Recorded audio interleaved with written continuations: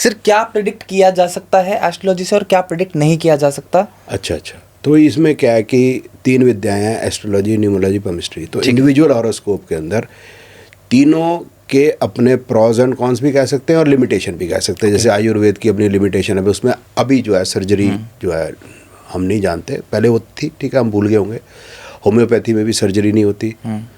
Allopathy जहाँ तक मैंने समझा है कि कुछ चीज़ों में बहुत बढ़िया काम करती है और इंस्टेंट अगर आपको रिजल्ट चाहिए, पेन किलर हो गया या एसिडिटी होगी, आपको वो हो जाएगा। लेकिन वो उपचार जो है इतने ज़्यादा नहीं है। वो आयुर्वेद में कई लोगों को होम्योपैथी बहुत सूट करती है। इसी प्रकार से एस्ट्रोलॉजी के अंदर कुछ चीज़ों की प्रेडिक्शन इंडिविजुअली दी जा सकती है सिर्फ एस्ट्रोलॉजी के बेस पे।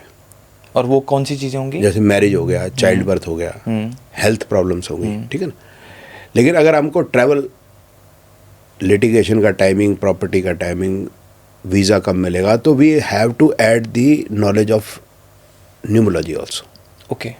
अब एस्ट्रोलॉजी, न्यूमरोलॉजी से हम लव अफेयर के बारे में पूरा बता सकते हैं कि भाई लव अफेयर कब होगा, अपने से बड़े से होगा, छोटे से होगा, कई बार मल्टीपल लव अफेयर होते हैं, ठीक है। ओके।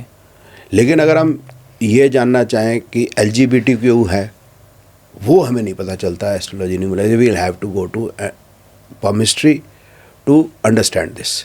तो इस तरीके से है। तो इंडिविजुअल हॉरोस्कोप में या इंडिविजुअल आदमी के लिए तो हॉरोस्कोप भी बनानी पड़ेगी, न्यूमरोलॉजी भी करनी पड़ेगी, केमिस्ट्री भी करनी पड़ेगी, अगर कुछ स्पेसिफिक जो क्वेश्चन उनसे रिलेटेड हो गए। नहीं तो फिर केमिस्ट्री की हर जगह जो है ज़रूरत नहीं है।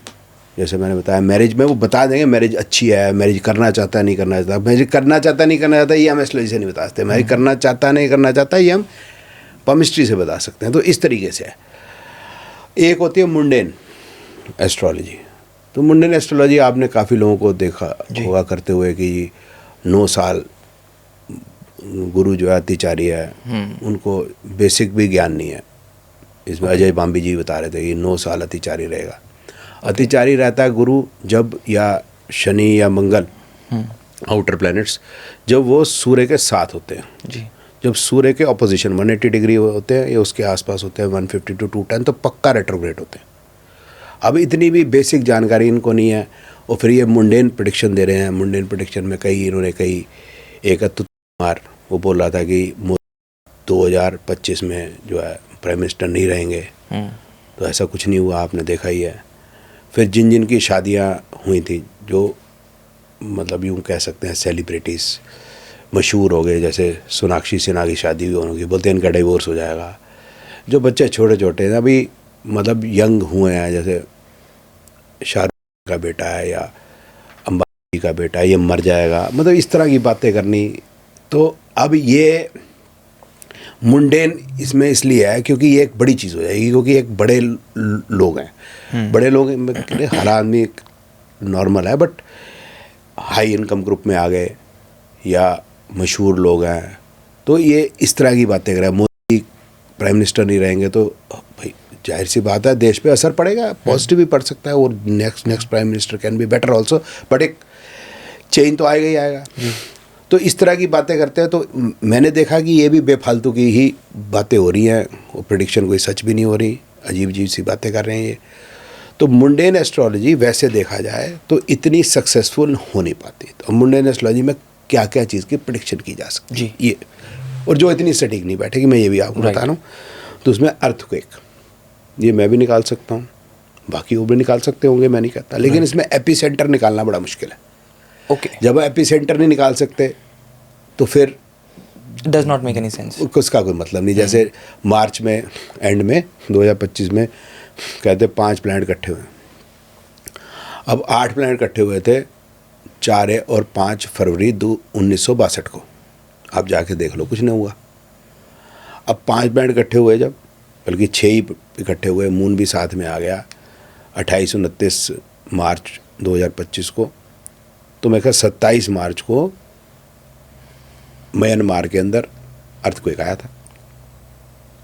अब सारे छातियाँ पीट रहे थे बैंकॉक में। अब थोड़ा तो जो है एपी सेंटर अगर मतलब दिल्ली आया तो भगवान ना करे, दिल्ली में आया तो आसपास रोहतक वगैरह जो है इधर भी थोड़ा बहुत ट्रेमर्स तो आएंगे ही आएंगे।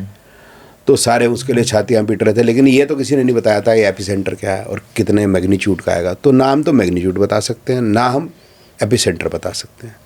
और 2-3 रिक्टर स्केल के जो ट्रेमर्स तो रोज़ ही आते रहते हैं, वो तो रिकॉर्ड ही करना है, टाइम बर्बाद करना है अपना। तो जब वो नहीं बता सकते एपिसेंटर की, जैसे समझ लो कि भी भगवान ना करे भाई म्यांमार में फलाने शहर में आएगा, तो फिर उसका कोई मीनिंग नहीं। और मैग्नीट्यूड 6 है, 7 है, 8 है, तभी उसका मतलब मीनिंग है। अगर 2-3 बता रहे हैं तो रोज़ आ रहे हैं। फिर हो गया एयर क्रैश, ये हम बता सकते हैं, लेकिन ये नहीं बता सकते कौन सा हवाई जहाज गिरेगा और कहाँ गिरेगा। अब जैसे सारे बताने लग रहे, नहीं जी 12 जून को गिर गया जी एयर का, क्योंकि 12 जून हो गया, 12 का 1 + 2 3 6 जून 6 + 3 हो गया, तो ये 9 हो गया, 2025 का 9 हो गया, सारे मिला 9 हो गया, तो जी इसीलिए गिर गया जी। तो एक वो है एक है जुमा बेटी, बरतेरे सारे और लगे हुए हैं, इसलिए जी सारे कॉपी पेस्ट बोले जा रहे हैं। मैं कहा फिर तो 21 जून को भी होगा, फिर 30 जून को भी होगा, फिर क्या बेकार की बात करे जा रहे हैं। बट हम लोग एक ओवरव्यू ले सकते हैं मंडेन एस्ट्रोलॉजी से। मेरी बात सुनो, एक दिन के अंदर कितनी फ्लाइटें उड़ रही हैं दिन, इंडिया के अंदर हज़ारों उड़ रही हैं। अब उसमें से एक जो है वो के साथ कुछ हो जाएगा, अब कितना हो जाएगा ये भी हम नहीं बता रहे। हो सकता है कि वो रनवे पे चलते हुए उसमें कुछ स्लैग आ गया और वहीं रोक दिया गया या वापस आ गया।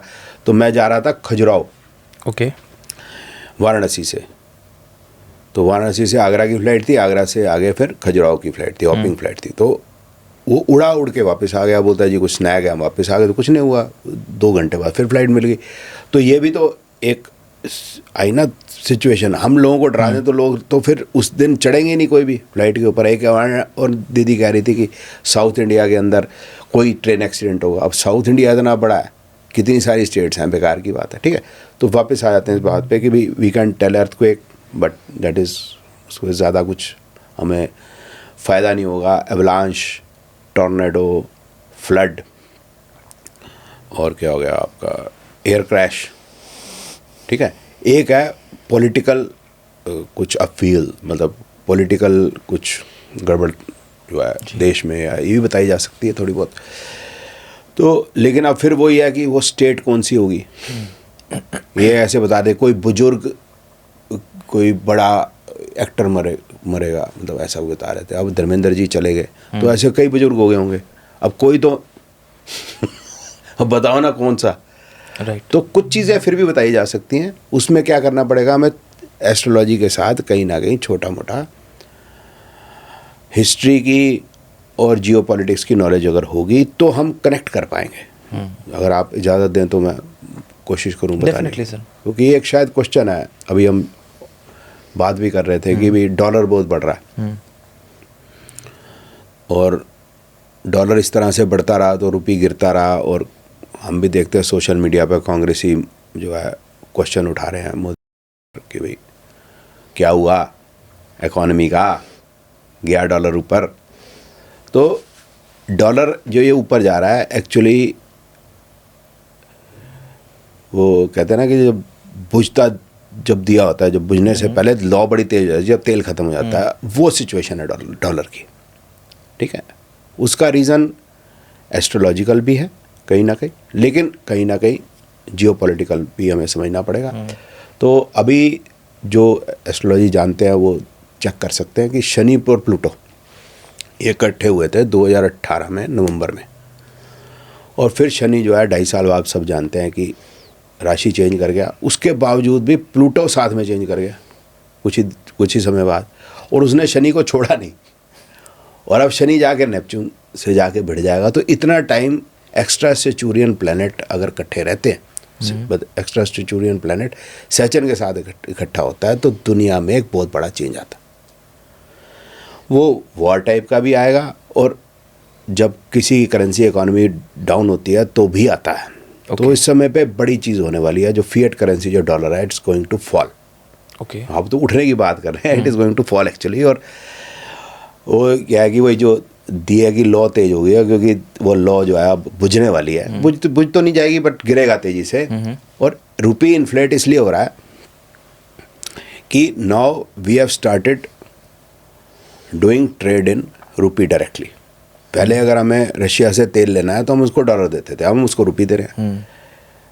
किसी और कंट्री से अगर हम तेल लेते हैं, जैसे गल्फ में कहीं से भी लेते हैं, तो भी हम उसको डॉलर देते थे, अब हम रुपये देते हैं। अब देखो, आप बताइए, रुपये अगर हम उसको देते जाने हैं तो हमारा रुपये तो नीचे गिरेगा, लेकिन तो उठेगा कैसे? तो अभी वो नीचे ही गिर रहा है, उठेगा कैसे फिर? अब वो रुपये का करेंगे क्या? उनको रुपये में कुछ ट्रेड करना पड़ेगा। नहीं, जब वो सर्कुलेशन में आएगा तो ऑब्वियसली उठेगा। हाँ, तो लेकिन वो रुपये खर्च कहाँ करेंगे? हमारे पे ही तो खर्च करेंगे। हाँ। तो उनको आना पड़ेगा हमारे पास, तो उनको हमारे से कोई ना कोई ट्रेड करना पड़ेगा, कोई यहाँ इंडस्ट्री लगानी पड़ेगी, कुछ ना कुछ तो करना पड़ेगा। तो जब वो यहाँ पर खर्चा शुरू होगा, देन रुपये इज गोइंग टू बूम और dollar is going to go down. That has 3 reasons. One, कि हेनरी किसिंजर ने 1974 में पैक्ट किया था ओपेक कंट्रीज़ के साथ कि जो भी ट्रेड होगा ऑयल का वो डॉलर के साथ होगा। तो 8 जून 2024 को वो ख़त्म हो गया। तो अब सब ट्रेड अपनी करेंसी में कर रहे हैं तेल का, तो अब डॉलर की यूज़ नहीं रहा। दूसरा हो गया कि ओपीएम, वो भी अफ़गानिस्तान में अमेरिका का आना, ऐसा कोई बेफालतू तो आना है, क्योंकि अमेरिका ऐसे बेइज्जती कराने तो आएगा, क्योंकि हर जगह बेइज्जती कराने आता है। वो जिससे भी लड़ता है उससे पिट के जाता है, तो उसको आदत है मतलब बेइज्जती कराने की। लेकिन ऐसे बेमतलब बेइज्जती तो नहीं कराएगा, कुछ तो कमाया, कुछ तो लालच में आया। तो ओपीएम अब उगनी बंद होगी अफगानिस्तान में, जिस पे वो ट्रेड करता है। तीसरी चीज़ है उसकी जो मेन सेल करता है, that is arms and ammunition. Right. तो आर्म्स एमिनिशन में अब आप देखेंगे कि उसका F-35 तो हमने ठोक दिया, तो अब F-35 कौन खरीदने वाला? F-16 वो हाथ जोड़ ही रहा है एक तरीके से, भाई मत बताओ तुमने ठोक दिए थे अभी जब पाकिस्तान को पिटा था। तीन चीज़ें ये हो गई, मतलब आर्म्स एमिनिशन में। बाकी भी जो इसकी जो आर्म्स एमिनिशन है वो उतने मतलब जो है यूज़ उसका अच्छा नहीं है, उनकी क्वालिटी इतनी अच्छी नहीं है, ये हमने प्रूव कर दिया। और हमारी क्वालिटी बेटर है। we'll be able to sell Tejas, we'll be able to sell missiles, we'll be able to sell our air defense system, जो हमने प्रूव कर दिया, it is better than even Israel. तो इसलिए डॉलर की अंत, ये मैं जियो पॉलिटिक्स बता रहा हूँ क्यों होने वाला, और एस्ट्रोलॉजिकल मैंने बता दिया। And dollar is use to fall in coming 2 to 3 months। अभी हो सकता है 90 या 90 से 95 चला जाए तक, मतलब 93, 94 भी हो सकता है, बट ये just for short term only. फिर क्या हो गया कि जब ये पैसे का इतना सब कुछ हो रहा है, तो लड़ाइयाँ वगैरह ये भी जो है, ये आपने यूक्रेन का जो वॉर देखा है, या आपने कोरोना देखा, क्योंकि मैंने 2018 बोला है जी। तो उनको भी पता है, जो मेरे जैसे आम आदमी को पता है। तो क्या ये बातें अमेरिका में को नहीं पता कि मेरा डॉलर मरने वाला है, तो मेरे को डॉलर को किस तरह से रोक के रखना है? तो वो कुछ ना कुछ तो करेगा। तो वो यूक्रेन का वॉर, ये कोरोना होना, ये सब इसीलिए किया गया कि किसी तरह से डॉलर को बचाया जाए। हुआ बेशक उल्टा, बात अलग है, क्योंकि अगर कोरोना हुआ, इनके पास तो वैक्सीन पहले से तैयार थी, तो ये वर्ल्ड में बेचना चाहते थे, जो हमने बेचने नहीं दी, हमने अपनी बना ली। और हमने कई कंट्रीज़ को, जो छोटी मोटी कंट्रीज़ थी, हमने कई कंट्रीज़ को फ्री में दे दी। सो ये जो मुंडेन जो एस्ट्रोलॉजी की मैं बात कर रहा हूँ, जिसमें मैंने एक बताने की कोशिश करी, तो सिर्फ ये नहीं होगा कि हमें सिर्फ ज्योतिष से, साथ में हमें कहीं ना कहीं जियोपॉलिटिक्स की भी नॉलेज होनी चाहिए। और जब रुपये बढ़ेगा तो हमारी इकॉनमी भी बढ़ेगी।